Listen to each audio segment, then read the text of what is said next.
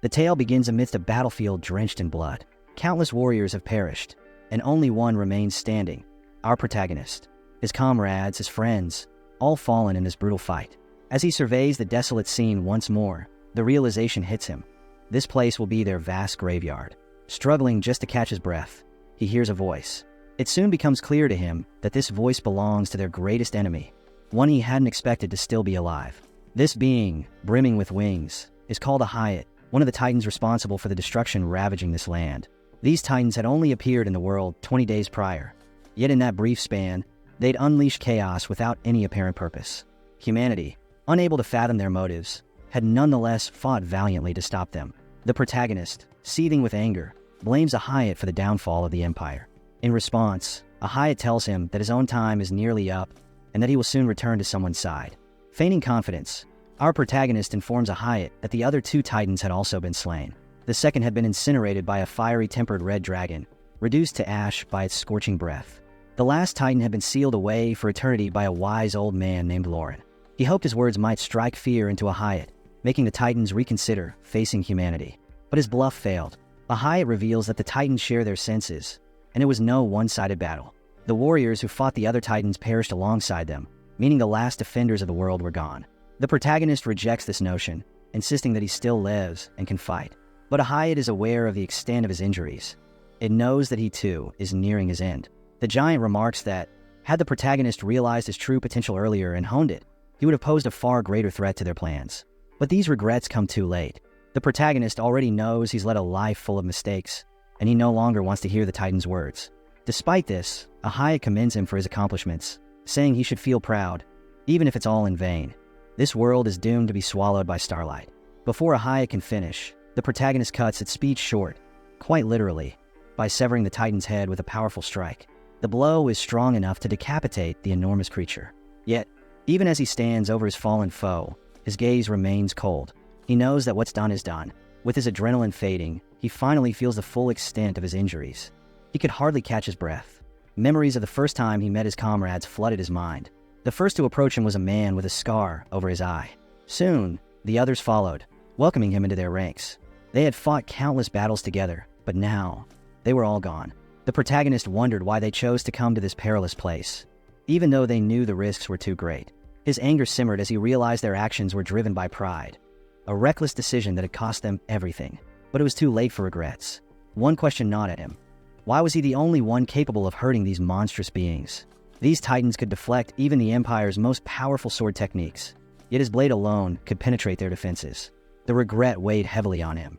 If only he had known earlier, maybe more lives could have been spared. He lowered his head in despair, feeling utterly defeated. Just then, a faint voice reached his ears. Startled, he moved quickly, recognizing the familiar sound. To his astonishment, someone had survived the massacre. Leaning against a massive boulder, he saw a woman, though she was in bad shape herself. Relief washed over him as he realized it was the Grand Commander, Adeshan, the leader of this doomed mission to destroy the Titan. Ronan, the protagonist, couldn't help but tease her about her condition, to which she retorted, pointing out that he didn't look much better. It was here that the story revealed our protagonist's name, Ronan. Adeshan, trying to gauge the situation, asked if a Hyatt had been defeated. Ronan confirmed, saying he had slain the giant. Tears welled in her eyes as she thanked him for his efforts. Ronan was taken aback to see his commander in such a vulnerable state. Trying to lighten the mood, he made a request.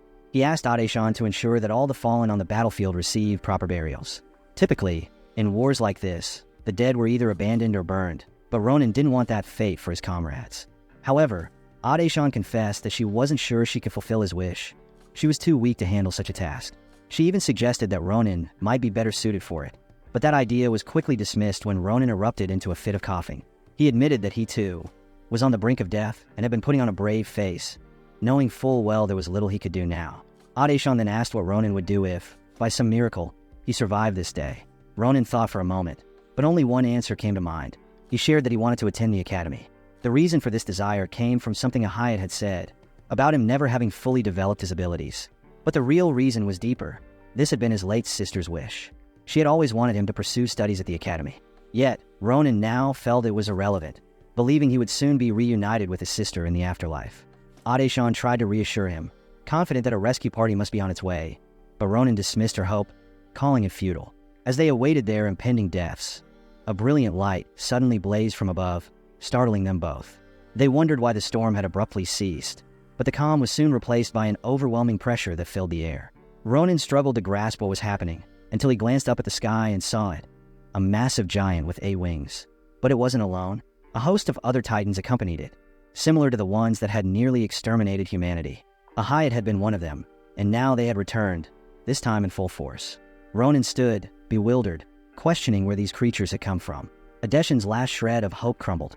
She had believed the defeat of the first 3 giants was the end, but she now realized that wasn't true. Despite having tried to save the world 3 times, she was out of options. Confusion and despair overtook her, leaving her paralyzed. But Ronan's voice broke through her despair. He urged her to use her telekinesis to help his sword reach the giants, as it couldn't reach them on its own. Adeshan was stunned by Ronan's resolve. She couldn't fathom how he still planned to fight, even against such overwhelming odds. Yet, Ronan unsheathed his sword and vowed to do everything in his power to repel the titans. His unwavering determination stirred a flicker of hope within her. She began to believe that Ronan might be the key to defeating them after all. She called out to him, and as he turned to face her, she told him to stop talking, then did something completely unexpected. Adeshan produced a glowing blue orb from her mouth and transferred it into Ronan. He was bewildered and had no idea what this was for. As Adeshan leaned closer, she whispered something into his ear. Ronan, confused, tried to ask more questions, but she continued whispering.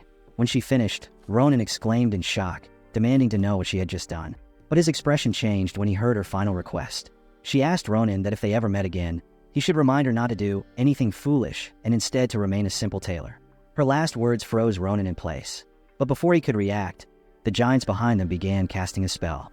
For the first time, he saw a gentle smile on Adeshan's face. A brilliant, blinding light surged toward them, and the spell struck with full force. In the aftermath, the only thing left was the blue orb Adeshan had passed to Ronan.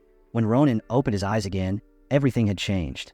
The sky was clear and blue, and he was no longer surrounded by the corpses of the fallen. His surroundings had transformed into peaceful fields. Nearby, children played along a riverbank. Ronan quickly realized what had happened. He was back in Nabuden, his hometown. This marked the beginning of his return to the past, the first day of his regression. His head throbbed with the weight of all that had transpired. Adeshan's parting words echoed in his mind. Before the giant's attack, she had done something extraordinary. She had given him the blue orb, a powerful artifact capable of turning back time. She had also told him about her previous life, when she had been nothing more than an ordinary tailor. The orb had allowed her to regress, giving her the chance to change the course of history, and it was through this power that she had risen to become the Grand Commander of the Empire. But the orb only allowed 4 regressions, and Adeshan had already used 3. The final chance now belonged to Ronan. She believed that the power to defeat the giants rested in Ronan's hands. He was the key to preventing the world's collapse. Adeshan also whispered to him that this opportunity would give him the time he needed to hone his skills and achieve his dream of attending the academy. She mentioned the best place for him to train, Philin Academy, a renowned institution filled with people who could help him grow stronger. As a parting request, she asked Ronan to remind her, if they ever met again, to follow her dream of becoming a tailor. In the present, Ronan was still grappling with disbelief. He thought it might all be a dream and tried to wake himself, unsure of what to do if this was reality. But as he processed everything, a crucial thought crossed his mind. Grabbing a stick nearby, Ronan sprinted home. This was the time when his sister was still alive. He hurried through the crowd, excitement filling him as he anticipated seeing her again. A smile spread across his face, but as he ran, something caught his attention, forcing him to stop. A group of young boys was tormenting another child, who was hanging upside down. Ronan sighed in frustration, recognizing these bullies. They hadn't changed even in the past. He considered continuing on his way, but something unusual drew his eye. The boy wasn't suspended by a rope, it was magic. Ronan scanned the area, searching for the magic user, knowing that this kind of ability was rare and highly valuable in battle. Then he spotted a red-haired boy controlling the spell. The red-haired child looked weary, unsure of how long he could maintain the magic. Ronan realized that if this went on, the hanging boy could be seriously hurt. The victim begged the bullies to let him go, explaining that he didn't have any money and that his mother's medicine for the month had been too expensive. The leader of the group, a golden-haired boy, sneered and struck the child, telling him that if he wanted to be a good son, he should have earned more money. The other boys laughed and watched as the cruelty unfolded. The leader then ordered the red-haired boy to lift the victim higher into the tree. The magic user hesitated, trying to protest, but the golden-haired bully wouldn't hear it. Intimidated, the red-haired boy obeyed out of fear that he, too, would become a target. This boy's name was Assel, and as he complied, he reflected on how he ended up in this mess. It had all started with his desire to prove to everyone that he was skilled at magic. Asel's hands trembled. He wanted to refuse the bully's order, to stand up to him, but his fear paralyzed him. Just as Asel was about to speak up, a sudden blow interrupted the situation. Ronan had struck him with a stick, telling him to stop using his magic. Asel lost concentration, and the suspended boy fell to the ground. Enraged, the bully turned on Asel, but before he could act, Ronan stepped in. He told Asel to ignore the bully and focus on talking to him instead. Ronan asked Asel where he had learned to use telekinesis magic, curious despite the unfolding tension. Asel sheepishly explained that he had bought a cheap grimoire from a traveling merchant. Ronan was impressed, such a rare ability from something inexpensive. He realized that magic like this could be essential in his fight against the giants. However, before he could dwell further on the idea, a familiar sound interrupted his thoughts. The golden-haired bully had drawn his sword, and the situation was about to escalate. The bully was livid, feeling humiliated as Ronan kept ignoring him. In a fit of rage, he charged at Ronan with his sword, but Ronan remained unfazed. He didn't feel threatened by a young boy wielding a weapon, and even wondered how the boy had come into possession of a longsword. Ronan quickly noticed the bully's poor stance and weak technique. The attack was clumsy, and Ronan easily dodged it, much to the bully's shock. Despite being back in his younger body, Ronan's battle instincts from his previous life remained sharp. The golden-haired bully, embarrassed by his failure, tried to save face. He claimed that Ronan had been lucky and offered to spare his life if he showed some respect. His words were nothing more than empty threats, but when the bully insulted Ronan's sister, suggesting he'd take care of her if Ronan died, it was the final straw. Without hesitation, Ronan swung the wooden stick he held, landing with a precise blow. Blood flowed as the bully's ear was struck, leaving him in a state of shock. It took a few moments for him to realize what had happened before he dropped his sword and began to scream in pain. The other boys, terrified by what they had just witnessed, froze. Ronan approached the bully with a cold, serious expression, making it clear who had won. The bully knew he had made a grave mistake, and though his companions wanted to help him, they were too afraid to approach Ronan, who had just disarmed their leader using nothing but a wooden stick.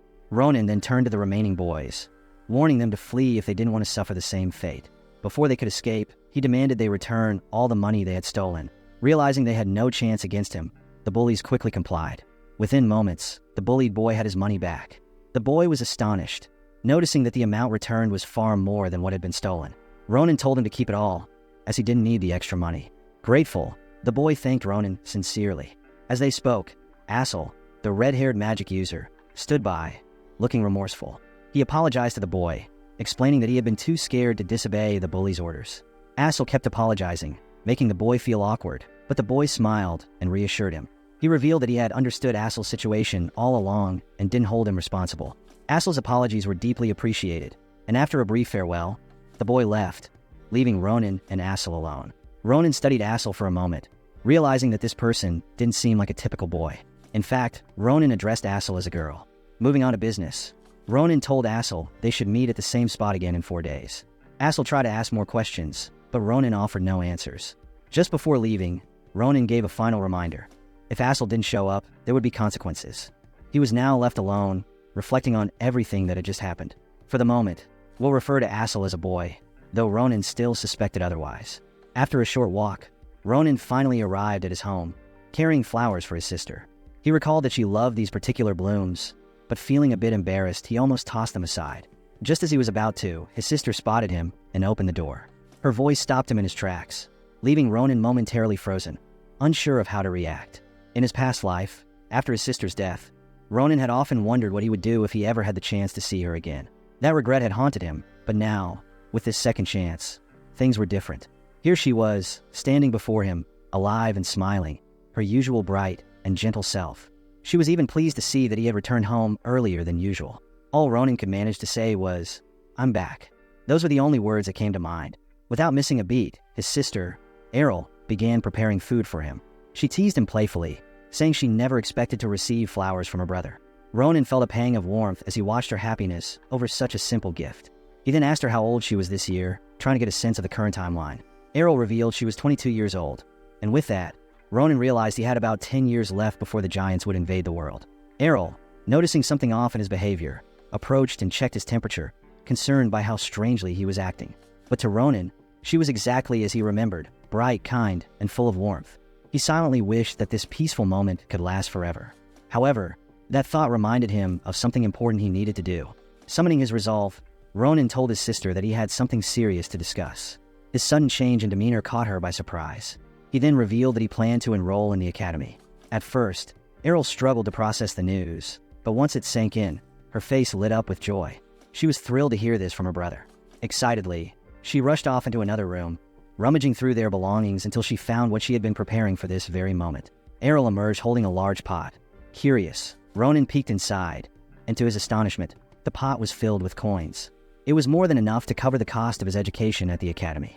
She had secretly been saving up to surprise him with this gift. Ronan hadn't anticipated such a gesture from his sister, and he was deeply moved by her thoughtfulness.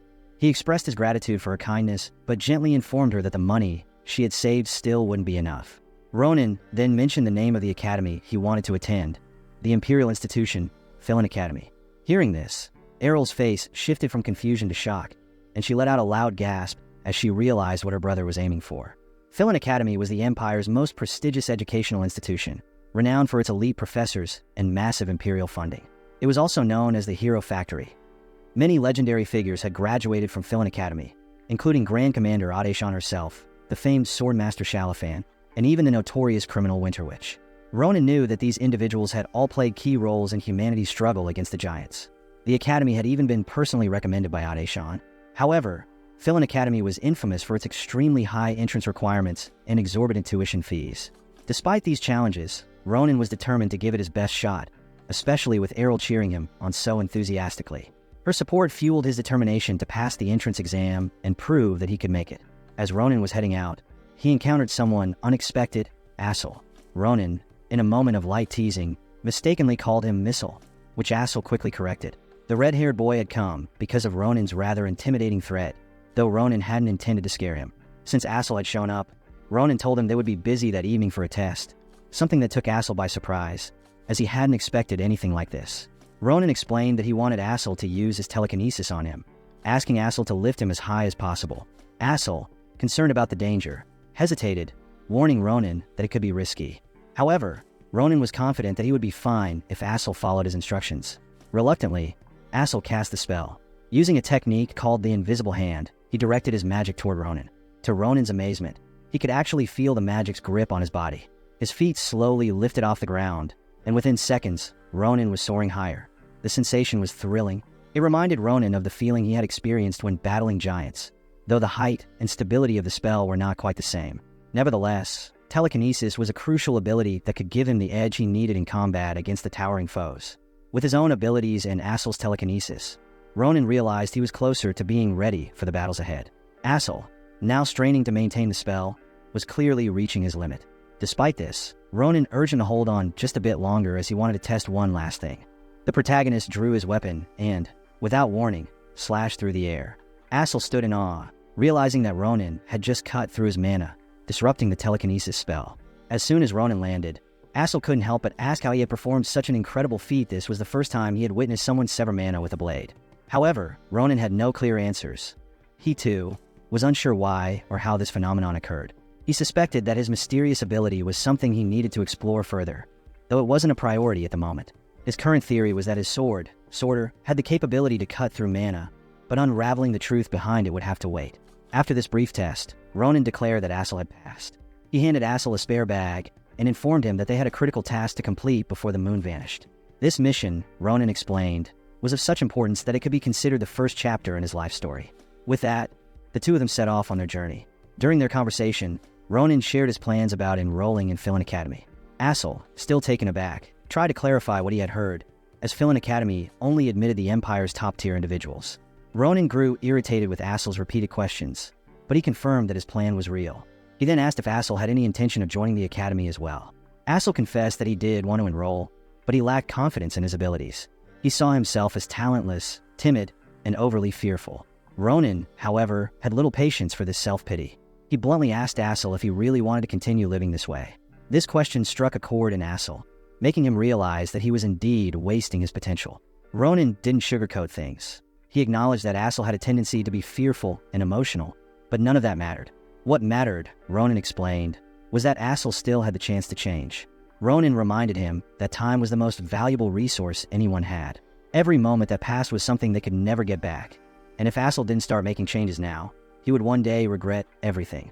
Ronan's words were deeply personal, coming from his own experiences and regrets in his previous life. He had lived a life full of missed opportunities, and now, with a second chance, he understood the cost of inaction. He then asked Assel if he was ready to make those changes. Assel, surprised by the depth of Ronan's concern for him, remained silent for a moment, processing everything. But just as Ronan began to walk away, Assel finally responded, saying what Ronan had been waiting to hear. Assel, determined to change, declared that he would accompany Ronan to Philin Academy. Ronan turned back to him with a grin, remarking that this was the first time Assel had shown real courage. But in truth, everything was going according to Ronan's plan. It was written all over his face. That night, their first mission began. After a quick briefing from Ronan, Assel found himself ready, though anxious. The two were quietly observing their target. This was the first challenge Assel had to face in order to improve his abilities. Ronan had chosen a suitable adversary, the lunar goblins. These creatures, easily distinguished from regular goblins by their yellow skin, were notorious for their obsession with gold and treasure. They often ambushed traders to steal goods and held elaborate celebrations when they hoarded enough treasure, especially under the full moon. And tonight was a full moon, the perfect opportunity for Ronan's plan. With a determined look, Ronan announced that they would be stealing the goblins' treasure. Assel, trembling slightly, was confused and terrified by the task. He'd never heard of the lunar goblins' festivals before, and he asked Ronan how he knew about this. Ronan couldn't explain. His knowledge came from his past life. But he reassured Assel, wrapping an arm around him and explaining that all they needed was for Assel to use his telekinesis to quietly move the treasure into their bags. Assel, however, wasn't so confident. He worried that any mistake could wake the goblins, which would put them in a dire situation. He even asked Ronan to reconsider, but Ronan dismissed his fears, calling him scared. Then he laid out the importance of the mission. They needed two things to get into Philin Academy: money and battle experience. The aristocrats who attended the academy had been trained since birth, so if they wanted to compete, they needed to take risks and face real danger. Fighting the lunar goblins would not only give them the funds they needed, but it would also provide valuable experience, a perfect opportunity. With no other options, Assel reluctantly agreed, though he couldn't help but cry under the pressure.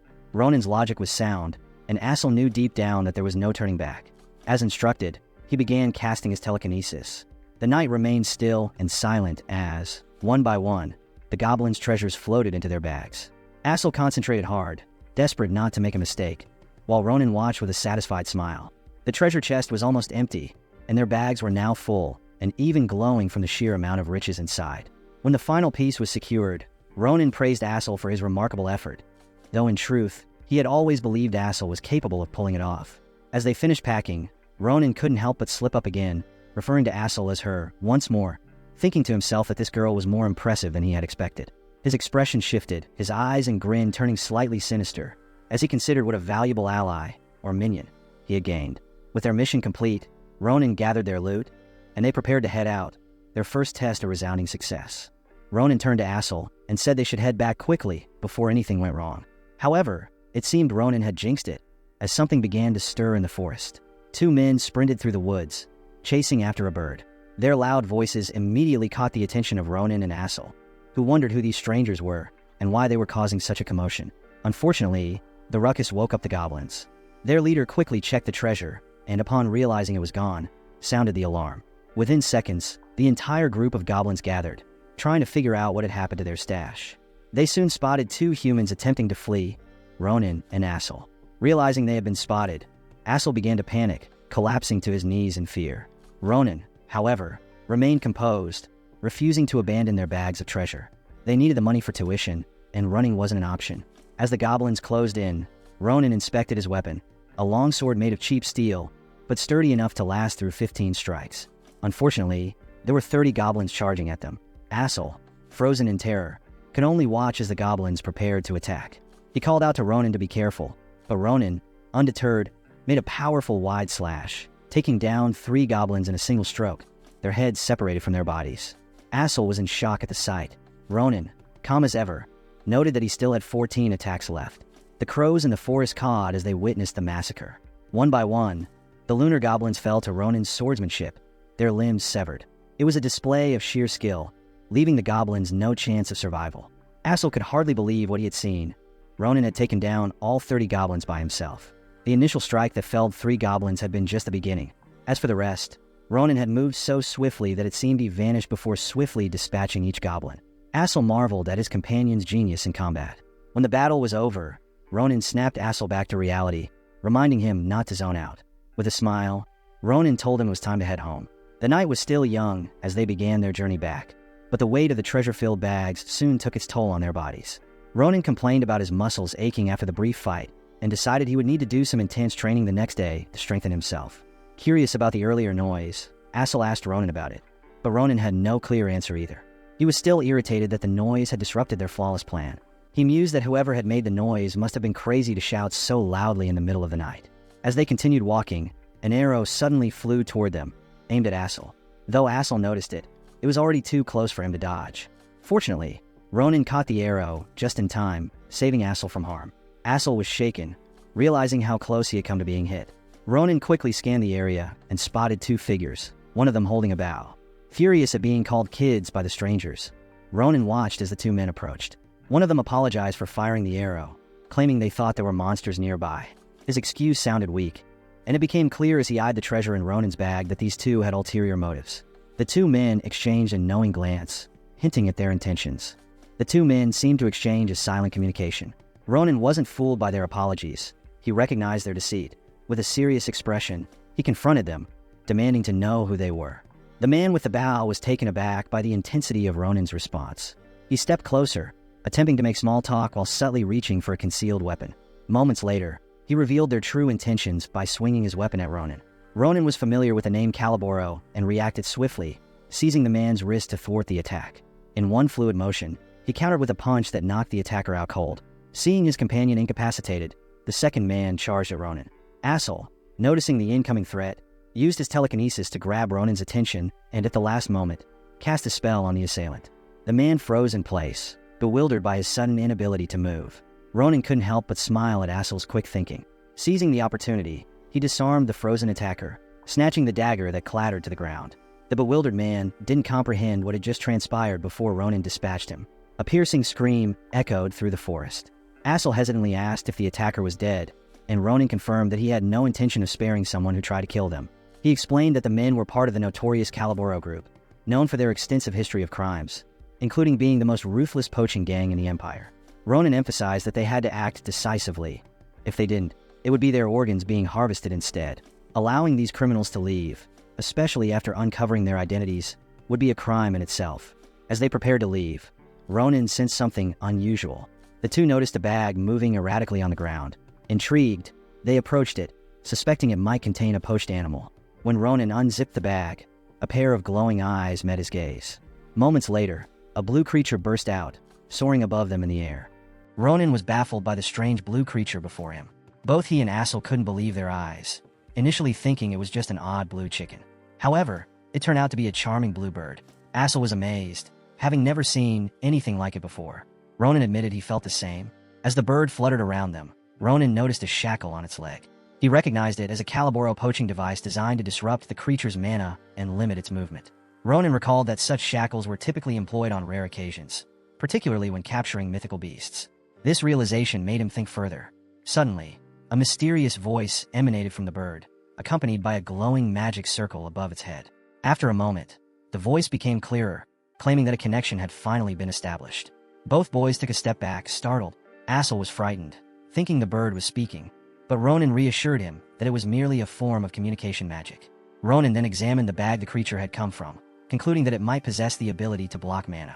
A figure then appeared, revealing itself as Varen, who was studying fantastical creatures at the institution. He introduced the bird as Marpus and mentioned that it had taken him quite some time to connect with it. Varen asked for their names, and Ronan replied they were merely passing through. He also recounted their encounter with the poachers who had kidnapped Marpus.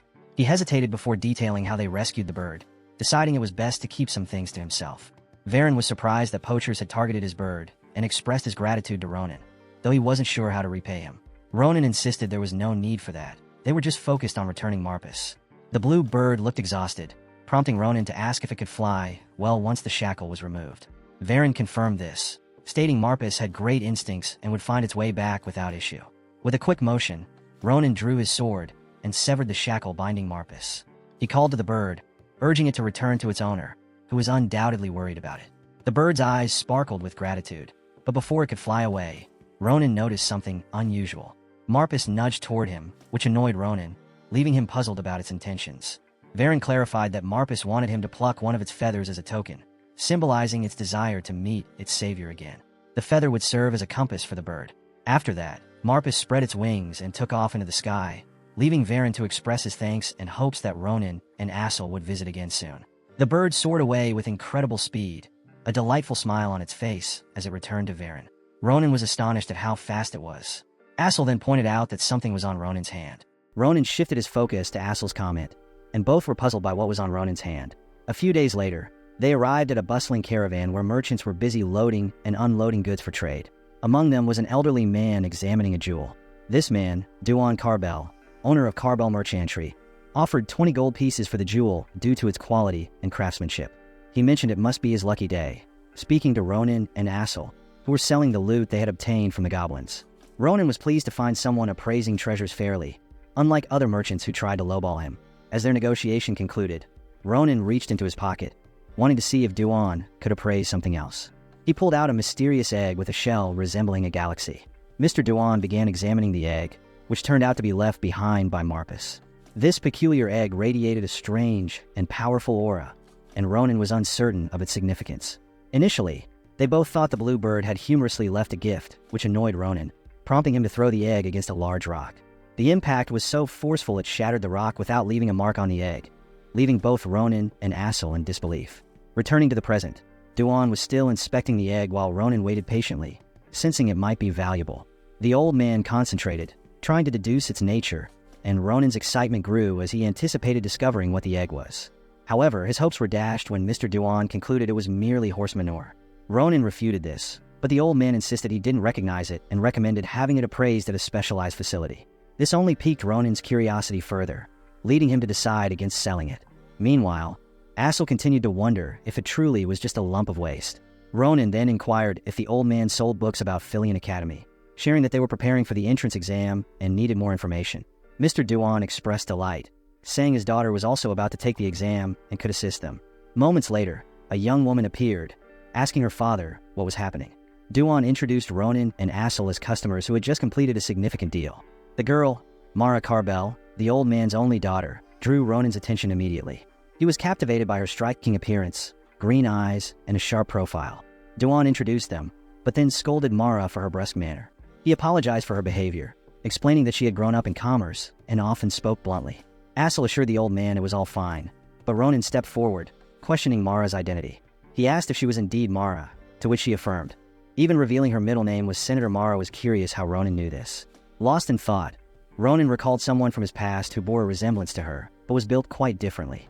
He decided to ask Mara a more personal question and leaned closer, whispering to her about a specific detail. Ronan directly asked Mara if she had a deek, catching her off guard. She thought it was a ridiculous question, but Ronan's serious expression indicated he wasn't joking. After a moment of surprise, Mara processed the question, leaving her momentarily speechless. Ronan then remarked that, from what he could see, it seemed she didn't have one, which only irritated her further. As he contemplated other possibilities that might prove him wrong, a blurry shape approached. It was Mara's hand. She swatted him and told him to be quiet. Ronan didn't have time to dodge, and the slap brought back a familiar pain. Looking at her again, he noticed she bore a striking resemblance to someone from his past. Count Mara Senator Ronan had met Mara's son when he was a disciplinary soldier in a Marlin, where she managed supplies. They had a good rapport, thanks to her easygoing nature, but she became uncharacteristically angry whenever the soldiers talked about deeks. Ronan recalled that she had a habit of swatting at people when annoyed, which piqued his curiosity back then, but he never got the chance to ask her about it. She had died in the war long before he did, fighting against the angels. In the present, Ronan smiled, realizing he had the answer about Mara. Her behavior stemmed from being mistaken for a boy. The soldiers all assumed she was one of them. Mara noticed Ronan's smile, and it only frustrated her more. She approached him to teach him a lesson, but he playfully swatted her head, causing her to halt in her tracks. He told her to quit acting up since she had already hit him once, but this warning didn't deter her. She retaliated with a strong headbutt, reigniting their playful fight. They resembled two kids squabbling over a piece of candy, leaving Assel and Mr. Duan in disbelief as they watched. Eventually, the two calmed down and gathered inside a tent. Assel wore a perplexed expression, wondering how they were now acting like old friends after their earlier tussle. Ronan and Mara continued their conversation, this time discussing their weapons. Mara offered her insights on their effective use and asked Ronan why he was carrying 3 swords and a magic wand. Ronan explained that he relied heavily on his swords and needed backups in case one broke. Mara assessed the 3 swords and determined that the black iron sword was the best. She noted that black iron was known for its durability, and many knights sought such weapons. This was also the first time Ronan realized he owned a black iron sword, which had been his favorite. Mara continued, saying the wand had a magic stone embedded in it. Then she turned to Assel and asked if he was the rare mage Ronan had mentioned. Assel confirmed this, albeit nervously. Curious, Mara inquired about the type of magic he could perform. Assel replied that he specialized in telekinesis. This revelation shocked Mara, as she recognized how rare that ability was among mages. She suggested he could easily earn a scholarship with such talent. She then shifted the conversation back to Ronan, saying they were the only concern for the upcoming practical exam. She asked what he planned to demonstrate to impress the judges, particularly techniques that would capture their interest. Ronan realized he was unaware of this requirement. Mara explained that candidates needed to impress the professors and demonstrate their capabilities during the practical exam. She emphasized that even if someone didn't excel in the theory portion, they could still pass if they performed well in practice. She added that if applicants couldn't prove their worth, they should just forget about attending the academy.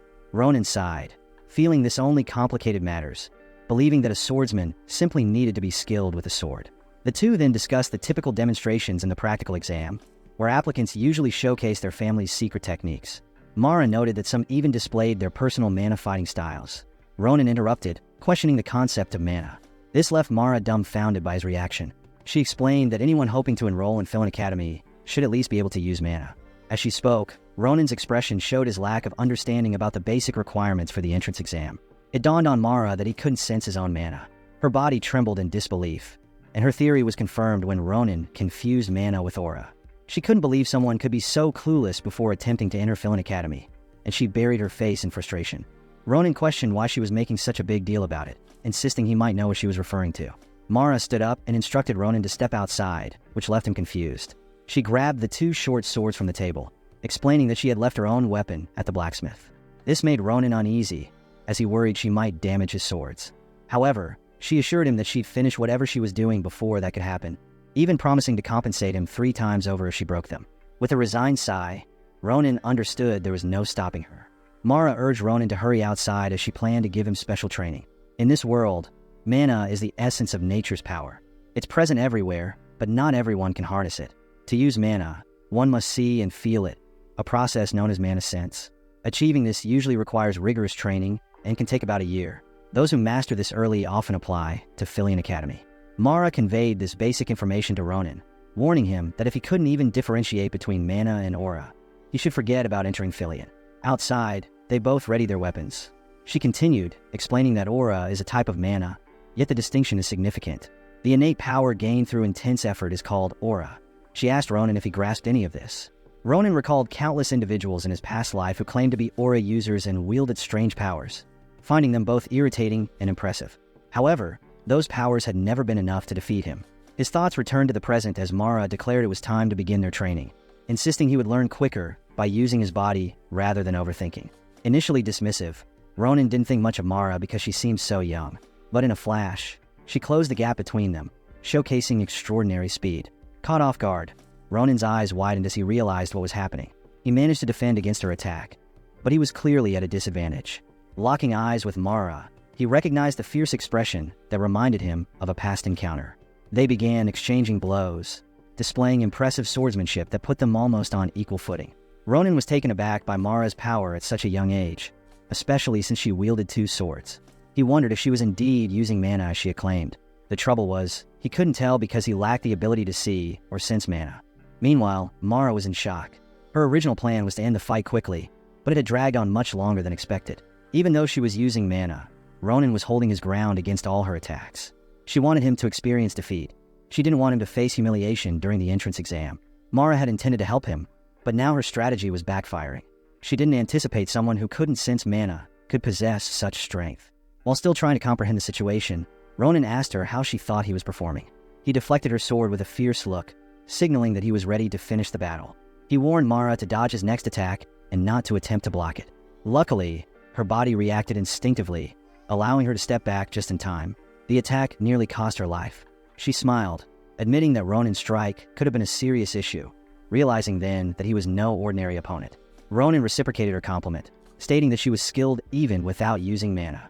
However, he pointed out that she was still struggling to find her balance. He suggested that once she addressed that issue, she would improve significantly. Just as he was about to leave, Mara stopped him, still sulking and insisting their fight wasn't over. Ronan, however, showed no interest. As soon as he voiced his indifference, cracks began to appear in her sword. Confused, she looked down at the weapon she had used against him, eyes widening in realization of its damage. Ronan reminded her of her promise to replace the swords if she lost. Mara was about to argue again when someone else caught her attention, a fellow merchant who praised her efforts against Ronan, clearly understanding her frustration. Ronan then called for the merchant to rest, and the two left Mara standing alone, pondering what Ronan really was.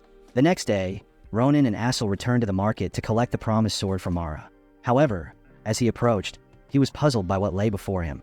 Along with the swords, Mara had also taken the initiative to provide them with books essential for the entrance exam. These were her summarized notes, and she insisted they would need them since the exam was just a month away.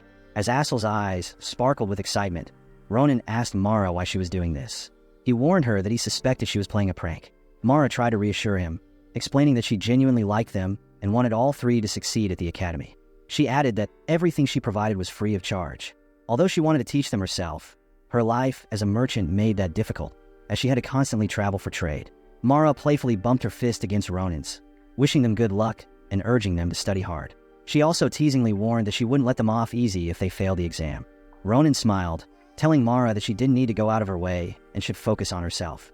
Moments later, she was already in the carriage, informing Ronan and Essel that they would see each other at the imperial capital for the exam. Essel waved goodbye, and as all this unfolded, Ronan found himself lost in thought. He realized he had trained his once weak body and now just needed to study. Though these preparations weren't part of his previous life, he didn't mind them. This marked the beginning of his new journey. Once back home, Ronan's days resumed their usual rhythm, but felt slightly different. Unlike before, he now shared meals with his sister, Errol, relishing each moment he had missed. He ate until he was full, enjoying every bite, and burned off those calories by hunting monsters around the village. This approach significantly boosted his stamina and adaptability. Since returning to this timeline, he had come a long way, even managing to drive all the monsters around the village to extinction. After hunting, he dedicated time to studying, a task he never would have considered as a soldier. Although uncertain if all this effort would pay off, he promised to give it his all. A month passed, and they finally arrived at the setting of this tale, the magnificent imperial capital Balon, home to the finest educational institution in the empire, Philin Academy, situated in the heart of the city. Assel stood in front of the impressive building, in disbelief as if he were dreaming. Today marked their entry into Philin Academy, and he marveled at the artistry of the place. While still in awe, his daydream was interrupted by a familiar voice urging him to stop acting like a country bumpkin and just go inside. Assel was happy to see this friend again, but noticed something different about Ronan. He seemed to carry a newfound strength and aura, having grown significantly over the month. Ronan, growing impatient, suggested they keep moving. As he approached the academy, he recalled someone from his past, a sword saint named Shulipin, a member of the renowned swordsmanship clan Grancia, and considered the strongest in the empire. Ronan thought that since Shulipin was around his age, he might run into him here, but he decided to leave that to fate. Assel interrupted his thoughts, asking if Ronan had brought the item they needed. Assel was referring to the feather plucked from the bird they saved that night, which was supposed to help them locate its owner. Ronan pulled out the feather and suggested they find the owner first before heading to the examination area. Rowan noticed that the feather was pointing upwards, indicating that the person they needed to meet lived at the top of the building. Meanwhile, on the top floor, someone was grumbling about the burdens of being a professor. This individual had the bird that Rowan and Assel rescued perched on his shoulder, which began to chirp as it sensed its saviors had arrived in the capital. The bird's owner, a Werlion named Varen Fanasir, was the zoology professor at Philin Academy. Just as Varen was about to open the window for some fresh air, he was startled to see Rowan's face greet him from outside. Shocked, Varen instinctively trembled, not expecting someone to enter through the window. He demanded that Rowan reveal his identity. As they settled inside, Rowan complained about the Werlion's booming voice, which nearly deafened him, while Essel was still catching his breath from the climb. Varen, still a bit fearful, inquired if they were after his blue bird, Marpus. Upon examining them closely, he noticed the feather Rowan was holding, and his expression brightened as he recognized his unexpected guess as the heroes who saved Marpus from poachers. The Werlion professor began apologizing profusely for his earlier behavior until Rowan told him to forget it. Rowan even shifted some of the blame for their unconventional entrance to Essel, revealing that they had used Essel's telekinesis to float up the tower, though he hesitated to fully explain the situation. Changing the subject, Rowan expressed surprise that a rare Werlion like Varen owned the blue bird and was also a professor. Varen, in turn, remarked that he hadn't expected the heroes of Marpus to be applicants of Philin Academy. He added that had he known, he would have written them a recommendation letter to ease their admission process. However, Ronan was less interested in that, and instead wanted to ask Varen about something specific. He produced the unusual purple object he had found earlier, which puzzled Varen. Upon closer inspection, Varen realized it was a dream bird egg. He marveled at the egg, as Ronan initially thought it was just an ordinary egg. Varen explained that this was no regular egg. It was a dream egg, the contents of which were unknown until it hatched. He elaborated that while ordinary eggs would typically yield birds, a dream egg absorbed its environment's unique mana to determine what would emerge.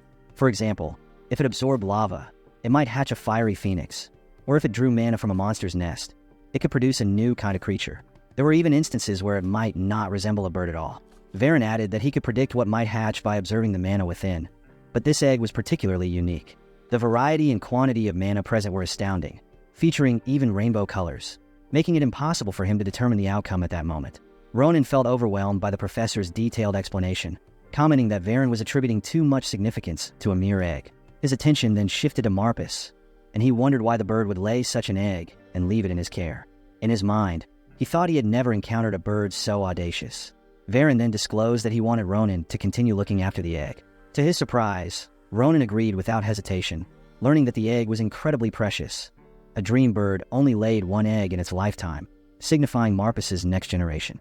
Varen believed it was fitting that Marpus chose to lay its egg in front of its heroes, recognizing the special bond it felt with Ronan. Since Marpus had been Varen's companion for years, he wished to honor the bird's choice by entrusting the egg to Ronan. He pondered what type of creature might emerge from the egg. The two then stood up, ready to leave as the exam time approached. Varen asked them to wait a moment. He had been considering what to give them as a token of gratitude for saving Marpus, and came up with something he believed would be useful. The professor pulled out an ancient-looking piece of parchment, surprising Ronan and Essel. Shortly after, the two departed from Varen's building and made their way to the main hall of Galilean Castle, where the practical testing was held. Inside, all the applicants were gathered in the waiting area. The facilitator announced that applicant number 111 had completed their exam, while many hopeful candidates waited anxiously for their turn, some even praying before entering the examination hall. The next applicant appeared visibly nervous, facing the vast hall beyond the doors. Ronan, waiting for his turn, found himself growing bored with the lengthy queue, remarking that they were making him wait too long. Beside him was Maria, the blonde girl he recognized, who was also waiting for her chance. He asked her why she was dressed that way, to which she proudly explained that Philian Academy is a prestigious institution for nobles, so she paid careful attention to her attire. She was hoping to attract a wealthy patron for their merchant business, so her preparation wouldn't go to waste. Maria sighed, wishing to be in the magic testing hall instead, which was located in a different building. After a moment, applicant number 112 finished their practical exam. The facilitator called for the next candidate. Realizing it was his turn, Ronan quickly stood up. Maria encouraged him to remain calm and do his best, playfully warning him that if he failed, she wouldn't let him off easily. He thanked her for her ironic support and turned to assure her he would return. Inside the practical exam room, various banners representing different academy organizations adorned the walls. Ronan scanned the room and noticed 5 professors who would judge whether the applicants were worthy of attending the academy. While they appeared to be ordinary individuals, one stood out: the elderly man in the center, Krabakratir, the headmaster of Philian Academy and an archmage. Another notable figure was the swordsmanship instructor, Rose, the Grand Sword Saint, whose presence exuded an energy Ronan hadn't felt in ages. After assessing the instructors, Ronan introduced himself, and the professors reciprocated. Krava then explained the exam's instructions. Ronan's task was simple: strike the magically enhanced dummy in front of him and showcase any techniques he had learned. As he prepared, he told the professors not to expect anything extraordinary, just a swift cut. His casual remark left the professors puzzled. Most applicants demonstrated techniques involving mana. Amused, the other professors began chuckling, remarking that there was always one applicant like this. One of them quipped that it was typical, especially for someone from a distant region. The dummy appeared ordinary, but it was anything but. Engineered to withstand aura-based attacks, it also had rapid regeneration capabilities. This training dummy was a marvel of magical engineering. 2 professors whispered that even the prodigy Shalapin barely made a mark on the dummy with his sword. Krava, embarrassed by their behavior, silently hoped Ronan would surprise them. From Krava's perspective, something felt different as Ronan stood in front of the dummy. There was an unusual energy radiating from the young man. In an instant, Ronan made his move, delivering a single precise strike. It felt as if time had momentarily paused. His cut was so clean and powerful that even Nabairos, the swordsmanship instructor, sensed its force and was visibly startled.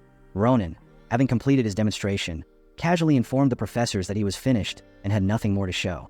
The professors, still laughing and underestimating him, remarked that a simple cut wouldn't suffice to pass.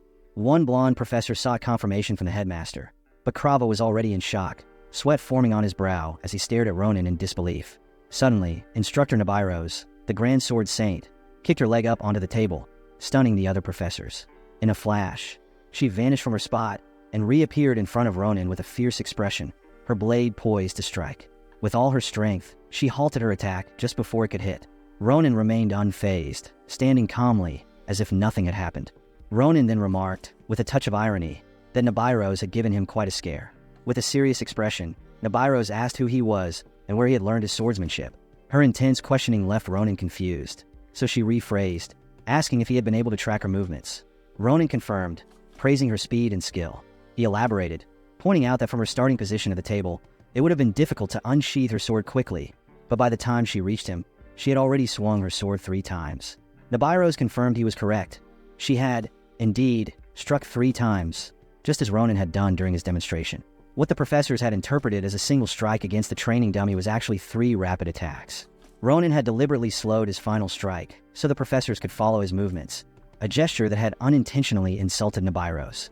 Meanwhile, Krava remained silent, observing the exchange, while the theory professors remained clueless, unable to grasp the significance of what had happened. Ronan, realizing the misunderstanding, felt awkward.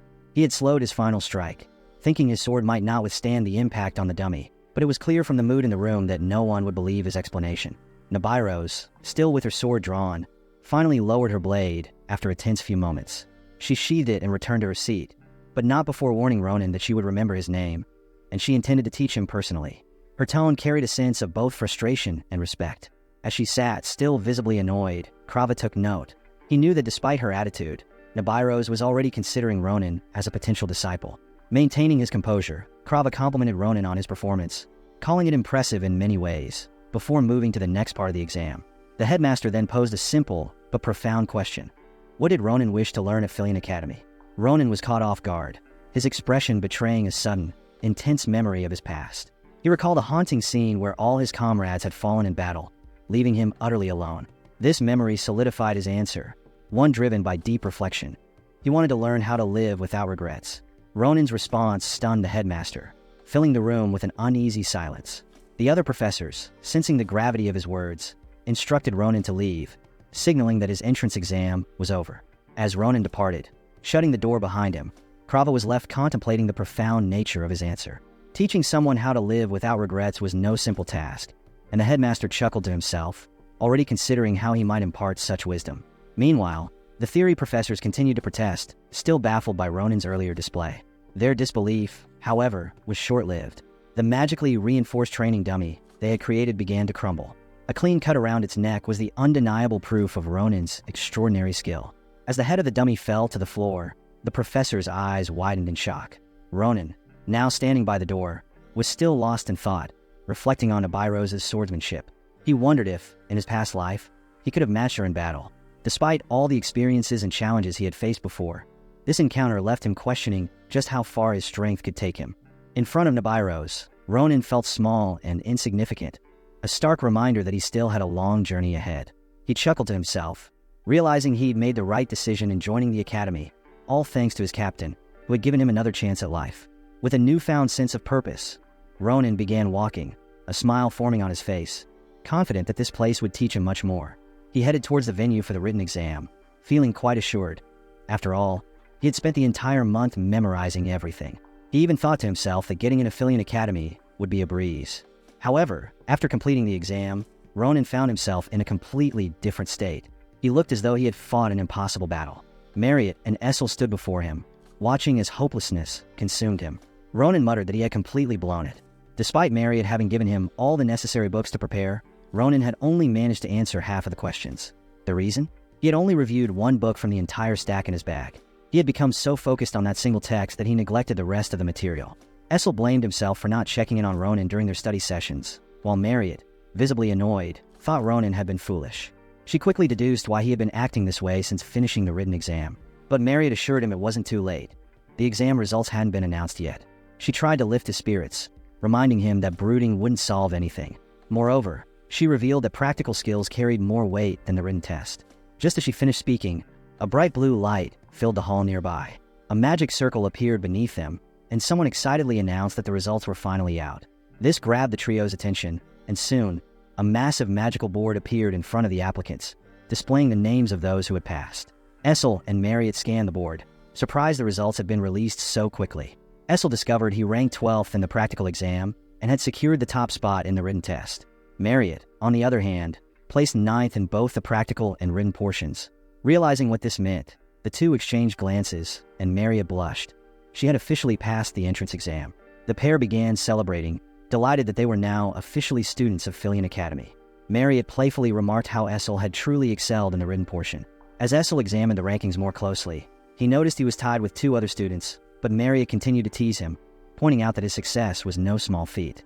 Then, turning her attention to Ronan, Marriott asked if he had seen his name on the board.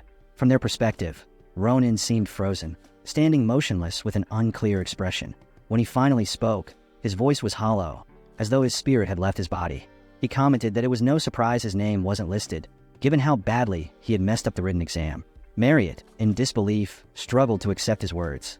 Out of everyone, Marriott had fully expected Ronan to succeed. Trying to shake some sense into him, she urged Ronan to take a closer look. But his hope had already dwindled, and he muttered that he had checked every corner of the board. As she scolded him for failing to pass, a sudden fireball descended from the sky, catching everyone's attention.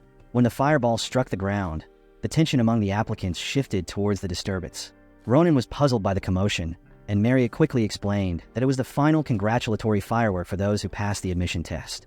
Their eyes widened as they beheld a majestic creature, a glory phoenix, folding its wings in front of them.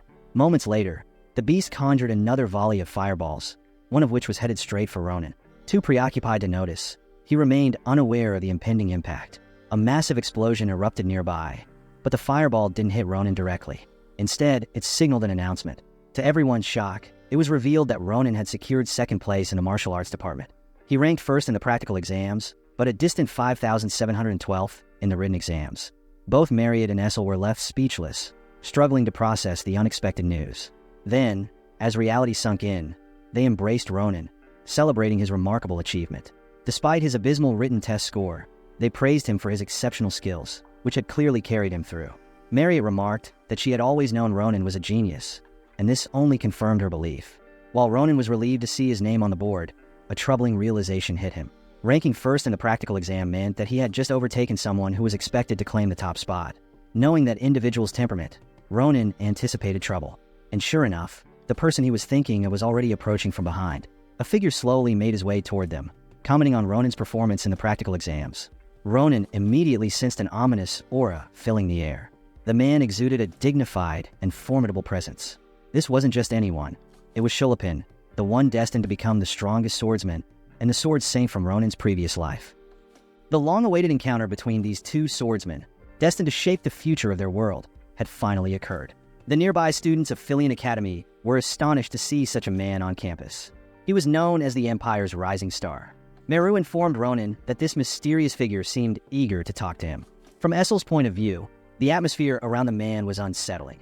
Ronan, too, felt uneasy, sensing that this meeting would cause him trouble. He recalled that Shalapin couldn't stand anyone better than him in swordsmanship. As Ronan looked at him, he noted that Shalapin still had that fierce spirit. Ronan thought it best to avoid him and pretended not to know he ranked 1st in the practical exam. However, this didn't fool Shalapin, who kept his eyes locked on Ronan, accusing him of lying. Realizing he'd been found out, Ronan tried to talk his way out, telling Shalapin to stop picking fights and that he had no proof. In response, Shalapin drew his sword, showing his proof by attacking Ronan in an instant. Luckily, Ronan blocked the strike, surprised by how quickly the situation escalated. Marriott and Essel watched helplessly from afar. Shalapin then asked if that was enough proof, claiming that Ronan's rank made it possible to block such an attack. The onlookers panicked as a simple confrontation turned into a fight. Shalapin demanded Ronan display the skills that had bested him. Meanwhile, Ronan couldn't help but think how eccentric the sword saint was. With no other choice, Ronan accepted the challenge and counterattacked. Shalapin's frustration was clear, but Ronan unleashed a series of slashes, the same ones he had used during the practical exam. Shalapin narrowly deflected them with a single stroke, his arm trembling from the power of the blow. Speechless, he admitted that Ronan's attack made sense for his high score, but something still felt off. Refusing to accept defeat, Shalapin pressed on, saying the slashes weren't enough to defeat him, and their swords clashed again. Ronan pleaded for a moment's peace, but Shalapin insisted he show his real abilities, driven by his obsession with becoming the Empire's strongest swordsman. As they exchanged blows, each strike held the potential to end the fight.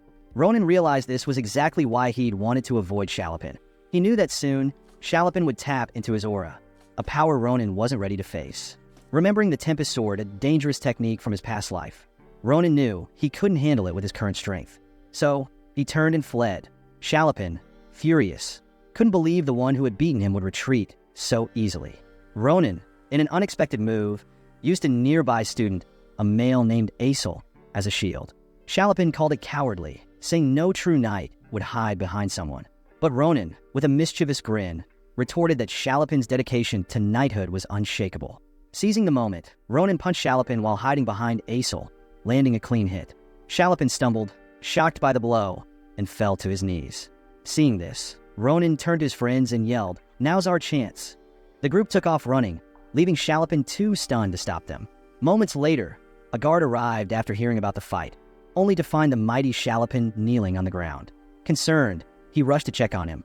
The guard asked Shalapin to describe his attackers so they could track them down, but Shalapin disliked the idea. He didn't want to be treated like nobility, insisting that he was merely an applicant to the academy. Standing up, he reassured everyone that they had no reason to worry. It was just a fair duel between swordsmen. Shalapin claimed he could handle himself, brushing off the dust from his clothes. But as he did, something caught his eye, a crack in his sword. This was surprising since the sword was crafted from high-grade mithril. He then recalled Ronan's attack, which he initially thought was ordinary, but now realized was far from it. Shalapin smiled, intrigued by this unexpected development, and declared that he would remember Ronan's name from now on. The next day in Shimo Forest, just outside the capital, Ronan and Aesol could be heard walking. Ronan held a map as they appeared to be searching for something. Aesol, out of breath, asked if they should really be exploring, still thinking about how Ronan had punched Shalapin, heir to the Granshaw family, the day before. The punch had been so strong that it almost broke Shalapin's nose. Aesol worried about retaliation, but Ronan brushed it off, assuring him that Shalapin was a good person, obsessed with swords but principled and trustworthy. Ronan added that Shalapin likely told the guards it was just a fair fight. Aesol calmed down, realizing Ronan's words might be true. Ronan then pointed out that they had reached the spot Professor Veron had mentioned. The two were greeted by the shining blue waters of Fernardo Spring. Ronan excitedly announced that they had found it. He explained that a mana vein was responsible for the magic-infused water, which could transform ordinary materials into high-grade minerals or medicinal herbs. This spring, with its concentration of mana, was extremely valuable, and those who discovered it would surely try to monopolize it. Ronan felt grateful to Professor Veron for generously giving them the map, just to hatch a single dream egg. Aesol dipped his hand into the water and marveled at the concentrated mana. He thought training here could make his magic much stronger. He then noticed the egg in Ronan's pocket glowing as it absorbed the spring's magic. Aesol pointed this out, but Ronan explained he couldn't sense mana. He then thought of Maria, who couldn't join them due to her commitments with the merchantry. Despite agreeing, Aesol sensed something was off and asked Ronan if he noticed anything strange. Remembering Professor Veron's warnings, Ronan realized the eerie silence. They hadn't heard any animals. Alarmed, he told Aesol things were about to get dangerous and warned him to be ready, having detected the scent of blood. Nearby, the bodies of animals lay scattered, and shadowy figures were responsible. Aesol, confused, listened to Ronan's grim assessment of the situation. Ronan, with a sharp expression, deduced that others had already reached the spring. Unbeknownst to them, 5 masked men had already taken positions, purple arrows aimed at the duo. Suddenly, the arrows were launched straight at Ronan. Calmly, he waited until the last moment, then drew his sword, making a massive slash that cut through the arrows, protecting himself. As he inspected the arrows, Ronan realized they looked familiar. He recalled, in his past life, encountering the same kind of arrows during his time with the disciplinary squad. One of his companions had boasted about these special arrows, which were powerful enough to blow up the heads of orcs, and had even challenged Ronan to test them. Back in the present, Ronan was slightly annoyed to find that he was about to face the same poaching group again. This time, however, these men were far stronger than the 2 he had encountered before. Sighing, Ronan realized he didn't have much of a choice. He instructed Aesol to hide somewhere safe and warned him to avoid becoming a porcupine from the arrows their opponents were likely to fire. As Ronan rushed forward, eager to defeat the organization once more, the archers were puzzled by how he had deflected all their arrows with just one slash, even though the arrows were infused with mana. As Ronan quickly moved between the branches like a predator closing in on its prey, The purple-haired leader spotted him and commanded his men to scatter and surround Ronan. Impressed by the leader's quick thinking, Ronan noted that he might be stronger than those he'd fought before. Realizing the situation wasn't in his favor, Ronan called out, claiming that he was one of them, which caught the leader's attention. Ronan then introduced himself as a young bloodhound from the Dama branch, using the name Ahayat, a giant he had defeated in his past life. His bluff seemed to work as the masked men hesitated, trying to confirm his story. The leader, skeptical, said there was no way someone so young could be a bloodhound and would have believed it more if Ronan had claimed a lower rank. Ronan chuckled, suggesting they confirm his rank with their branch's wolf, but warned the leader that questioning a superior's identity was a bad habit. Though the leader was fuming, one of his subordinates stopped him, pointing out that they couldn't completely rule out the possibility that Ronan was telling the truth. In the Calaboros organization, grunts were called feral dogs, those ranked above them were bloodhounds, and branch leaders were called wolves. Ronan knew all this from his past life battling the Calaboros. The subordinate suggested they confirm Ronan's identity with their captain, as harming someone higher ranked could cause a feud between branches. Just then, a bald man named Vyam emerged from the bushes, drawing everyone's attention. He was the true leader of the group, the wolf of the Demire branch. The purple-haired leader smiled, noting the poor timing, as Vyam's presence meant everything Ronan had said would now be revealed. Vyam questioned if Ronan was truly a Hyatt from the Dama branch, and Ronan confirmed it, but Vyam found it strange since the Demire branch had already claimed this territory. Vyam then smiled and revealed that Ronan's story didn't add up because he wasn't a bloodhound, nor was he a Hyatt. Furious at the revelation, Vyam and his men prepared for battle, but before they could react, Ronan unleashed a powerful slash that struck down the feral dogs.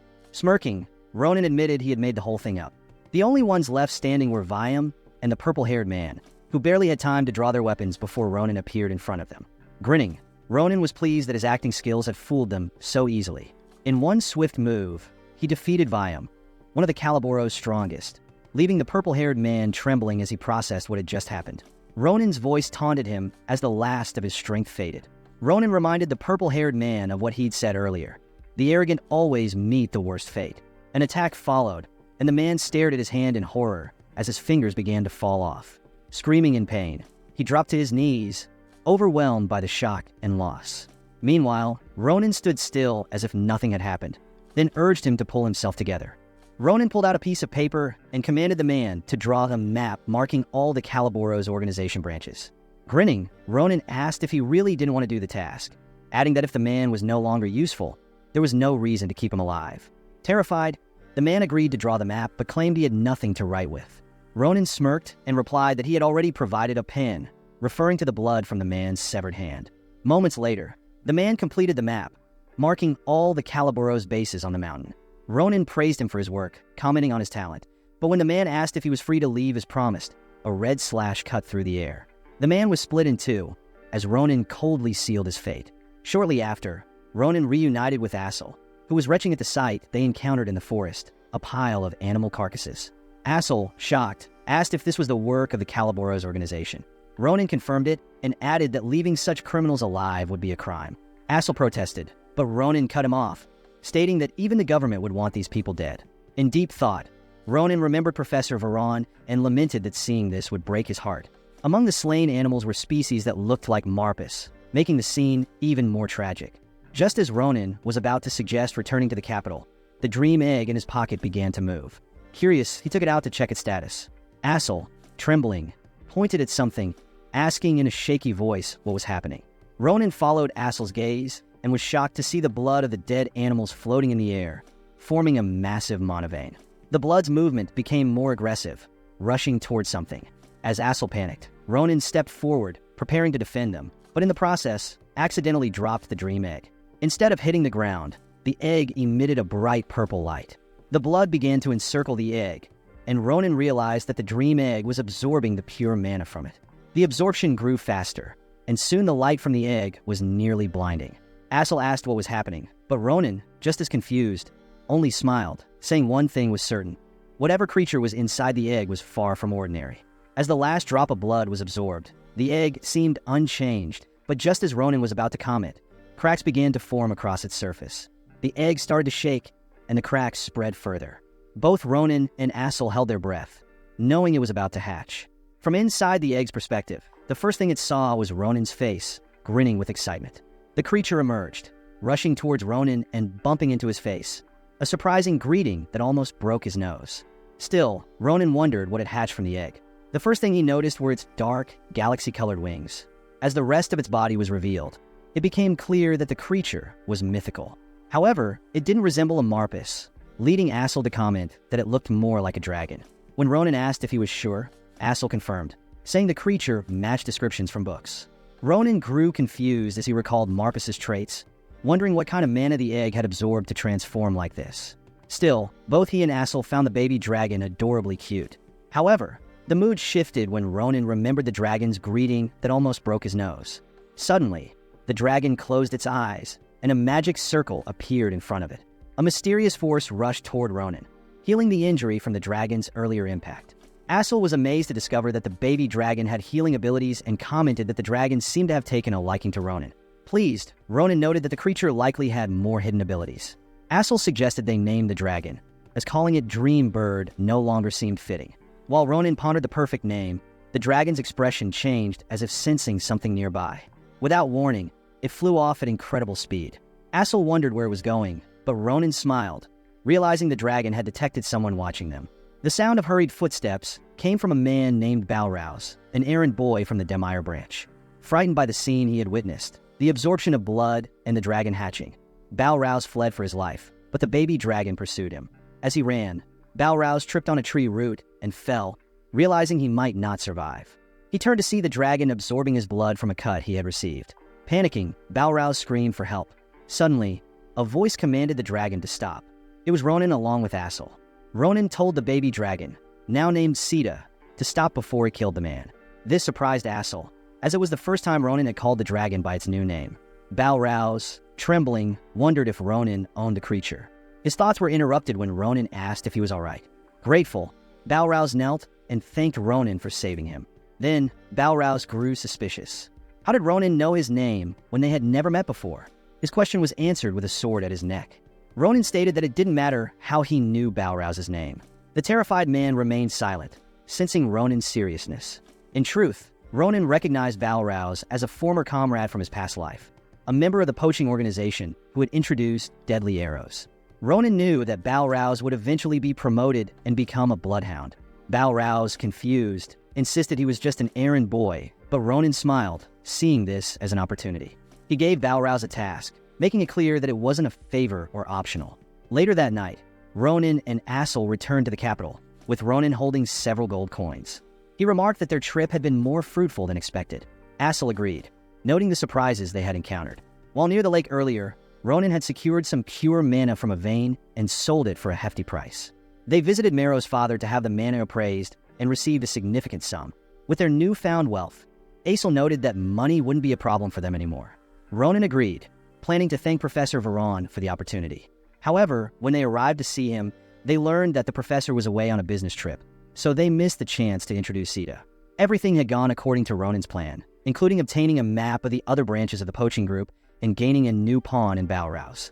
He made sure Balrouse was scared enough to complete his secret mission.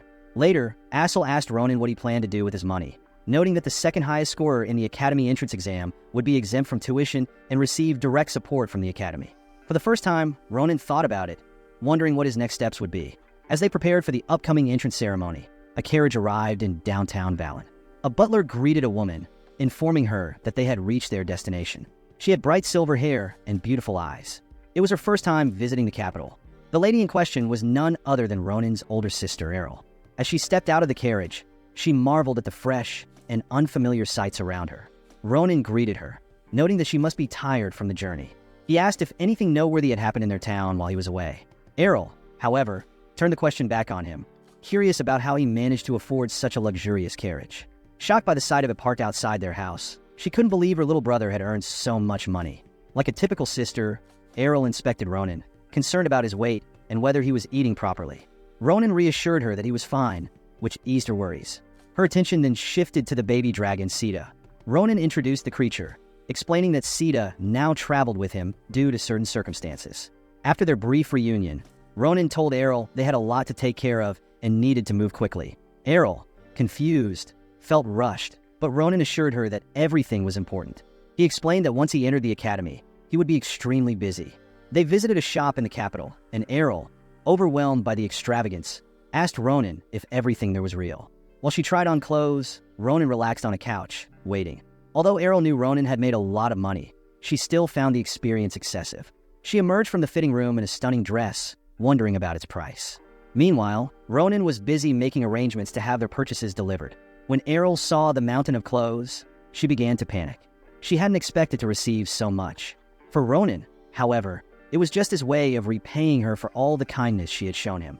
Hearing such a mature sentiment from her younger brother filled Errol with pride, and tears welled up in her eyes as she marveled at how much he had grown. Overcome with emotion, Errol ran toward the door, shouting about how proud she was of Ronan. Embarrassed, Ronan tried to stop her, while the store staff found the scene adorable, commenting on the siblings' close bond. Errol asked where they were headed next, and Ronan mentioned he needed to visit a blacksmith to look for a new sword. He was just about to tell her about meeting a strange swordsman when, upon opening the door, the swordsman in question stood before him. Schleipen greeted Ronan, asking if he had finished shopping. Momentarily speechless, Ronan panicked, not expecting to see him there. Schleipen explained that he had ordered a sword nearby and had coincidentally seen Ronan, so he decided to wait. He asked Ronan to stop being so suspicious of him, but Ronan remained unconvinced, thinking Schleipen had the makings of a stalker. Annoyed, Ronan was about to show Schleipen the damage to his sword when their tension escalated. They were on the verge of another spar when Errol intervened, scolding Ronan for his foul language. Ronan tried to defend himself, claiming that Schleipen had started it, but he was cut off. It was then that Schleipen realized the woman standing before him was Ronan's older sister. After chastising Ronan, Errol apologized to Schleipen, explaining that Ronan had a foul mouth but was a kind person. When Schleipen saw Errol's face, he felt as though he were seeing a goddess descend from the heavens. The future sword saint blushed, overwhelmed by admiration. Several seconds passed before Schleipen regained his composure. Errol, still apologizing, bowed and asked for forgiveness. Schleipen assured her that the misunderstanding was his fault, taking full responsibility. Errol's face lit up, pleased to find that Ronan's friend had a kind heart. Overjoyed, she accidentally held Schleipen's hand, thanking him. While they exchanged kind words, Ronan watched with growing curiosity. He noticed Schleipen, still flustered, promised to replace his sword, though there was a problem. Schleipen wasn't carrying any gold with him at the time. The noble young man then pulled out a golden emblem, revealing it as his family's insignia. He handed it to Errol, explaining that she could use it anywhere in the Empire. Ronan, standing nearby, was completely stunned by what was happening. To top it off, Schleipen suggested they visit the blacksmith at the western end of the street if they were looking to buy a sword. He mentioned the shop had a 500-year history and was the best in the Empire. After bidding them farewell, still flustered, Schleipen left. Ronan, watching him go, was bewildered. He wondered if Schleipen truly grasped the value of what he had just given. With the Grant family emblem, they could likely purchase several villages. As Schleipen awkwardly walked out of the shop, Ronan questioned if this was the same sword saint he had known in his previous life. The following day was the entrance ceremony at Philin Academy. All the students who had passed the exam gathered in the plaza. They were greeted by the headmaster, Prava, who proudly announced that the freshmen standing before him were now officially part of Class 787. With a beaming smile, he introduced himself again and expressed how glad he was to see them all. He specifically praised 3 students for their exceptional talents, predicting that with Philin Academy's prestigious education, they would achieve greatness and be remembered in the Empire's history. As Prava welcomed everyone once more, Ronan couldn't help but yawn, thinking the speech was over the top. However, knowing his sister was watching, he felt it wasn't so bad, as she clearly felt proud of him. Prava then snapped his fingers, and suddenly, a mysterious and colorful light began to surround the students. Ronan and the others watched in awe as a massive crack appeared in the sky, seeming to shatter the space around them. In a flash, the students were transported to a huge coliseum, where a cheering crowd awaited them. Ronan and Essel were amazed by Prava's power. He had teleported everyone effortlessly. With a sly smile, the headmaster announced the beginning of the senior-junior meeting. This event was an intense tradition where incoming freshmen met the Year 2 seniors for the first time, with a special duel between the top-ranked freshmen and the 4 strongest sophomores. The duel was a way for students to learn from each other, understand their strengths and weaknesses, and form bonds between juniors and seniors. Prava emphasized that this was also a chance for students to take their first step toward greatness. According to tradition, freshmen could choose their opponent or opt to skip the duel entirely. Prava then invited Ronan and Schleipen to choose their opponents. Ronan, irritated by the long speech, saw the event as nothing more than hazing for the new students. Among the potential opponents were Nasto, the top-ranked sophomore who majored in martial arts, and Brown, the buff second-ranked student who kept shouting that he wanted to fight both freshmen at once. There were also Karen, ranked 4th, and Irina, a fiery redhead and the 3rd strongest. Ronan felt uneasy about Brown's aggressive demeanor, but knew his sister was watching, and he wanted to show her he could protect himself. He also saw this as an opportunity to make friends. After thinking it over, Ronan raised his hand to get Prava's attention, proposing an unexpected suggestion. Repeating the headmaster's earlier words that freshmen could choose their opponents freely, Ronan shocked everyone by declaring that he wanted to fight all 4 sophomores at once. The atmosphere in the Coliseum shifted dramatically. None of the seniors expected such a bold request from a freshman. The professors had no choice but to consult each other, as this was the first time anyone had ever made such a request. Kraba consulted Professor Naburo about the situation, and the alluring professor agreed. She advised the headmaster that they should honor Ronan's request, as it aligned with the academy's principle that those with skills should have the freedom to act as they wish. Moreover, whoever won the duel would send a powerful message to the other students. Naburo also reassured everyone that she would step in if anything went wrong. After considering her input, the headmaster decided to approve the duel. With that settled, Ronan and the sophomore students gathered in the arena. The 4 sophomores felt insulted, clearly annoyed by what they saw as a young upstart's arrogance. Karen and Irina expressed their anger, thinking Ronan needed a lesson in humility.